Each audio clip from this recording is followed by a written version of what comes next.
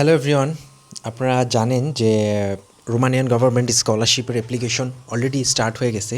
তো বর্তমানে পৃথিবীতে যে কটা ফুল ফান্ডেড স্কলারশিপ আছে এর মধ্যে রোমানিয়ান গভর্নমেন্ট স্কলারশিপটা কিন্তু one of the easiest application, মানে যেটা আবেদন করা খুবই সহজ এবং এটা গ্র্যাব করাও খুব সহজ। এখানে কিছু বিষয় আছে, অনেকেই এই স্কলারশিপটাতে অ্যাপ্লাই করে না, কারণ এখানে মাস্টার্স এবং ব্যাচেলরে আপনি যদি অ্যাপ্লাই করেন এবং আপনি যদি পড়তে চান তাহলে আপনার কিন্তু রোমানিয়ান ল্যাঙ্গুয়েজে পড়তে হবে এবং রোমানিয়ান ভাষাটা এক বছর শিখতে হবে।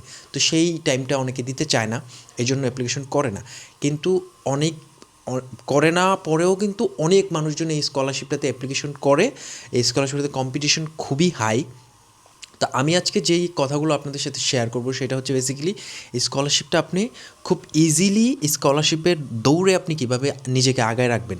স্কলারশিপের দৌড়ে নিজেকে আগায় রাখার সবচেয়ে ইজিয়েস্ট ওয়ে হচ্ছে অ্যাপ্লিকেশন স্টার্ট হয়ে গেছে 16 ফেব্রুয়ারি থেকে এবং মার্চের 31 তারিখ পর্যন্ত লাস্ট ডেট। তো আপনি মার্চ পর্যন্ত ওয়েট না করে আপনি চেষ্টা করুন ফেব্রুয়ারির মধ্যেই স্কলারশিপটা ডান করে ফেলা অ্যাপ্লিকেশন। এবং এবার কিন্তু বেশ কিছু নতুন নতুন জিনিস অ্যাড হয়েছে। এর মধ্যে হচ্ছে যে আপনার সার্টিফিকেটগুলো অ্যাপোস্টিল করা থাকতে হবে। আপনি যদি ব্যাচেলরের জন্য অ্যাপ্লাই করেন আপনার এসএসসি এইচএসসি সার্টিফিকেট অ্যাপোস্টিল করা থাকতে হবে। আপনি যদি মাস্টার্সের জন্য অ্যাপ্লাই করেন আপনার ব্যাচেলরের সার্টিফিকেটগুলো অ্যাপোস্টিল থাকতে হবে।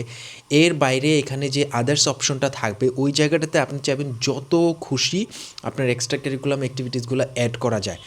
এর বাইরে কিন্তু এই আপনাকে ইভ্যালুয়েশন করার জিনিসপত্র কিন্তু এখানে খুবই কম, খুব বেশি জিনিসপত্র কিন্তু এরা চায় না।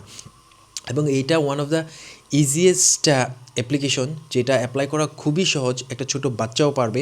এবং আপনি স্কলারশিপের দৌড়ে আগায় থাকার জন্য সবচেয়ে বেশি ইম্পর্ট্যান্ট আরেকটা যেই ডকুমেন্ট সেটা হচ্ছে যে আপনার মোটিভেশন লেটারটা।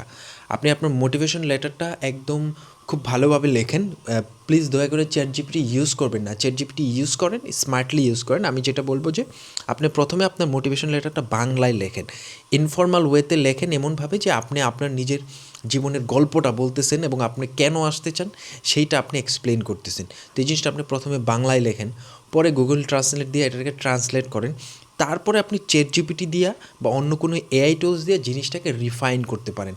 এবং এইটা খেয়াল করবেন যে চ্যাটজিপিটি বা এআই টুলসগুলোতে কিছু কমন ওয়ার্ডিং আছে, সেই ওয়ার্ডগুলো আপনি প্যারাফ্রেজিং করে নেবেন। এই ওয়ার্ডগুলোর সিনোনিম ইউজ করবেন যেন ওই ওয়ার্ডগুলো না থাকে, দেখলে যেন জিনিসটা খুব লাইট মনে না হয়।